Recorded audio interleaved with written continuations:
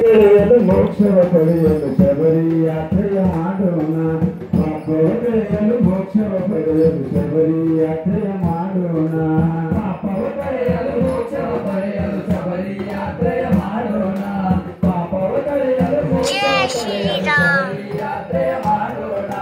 ಒಂದೊಂದು ಮೆಟ್ಟಿಲ ಹಚ್ಚೋಣ ತಂದೆ ತಾಯಿಗೆ ನಮಿಸೋಣ ಒಂದೊಂದು ಮೆಟ್ಟಿಲ ಹಚ್ಚೋಣ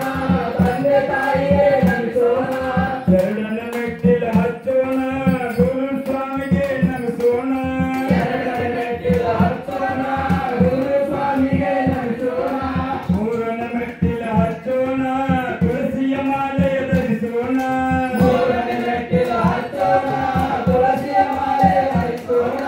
ನಾಲ್ಕನೇ ಮೆಟ್ಟಿಲ ಹಚ್ಚೋಣ ಮಂಡಲ ವ್ರತವನ್ನು ಮಾಡೋಣ ನಾಲ್ಕನೇ ಮೆಟ್ಟಿಲ ಹಚ್ಚೋಣ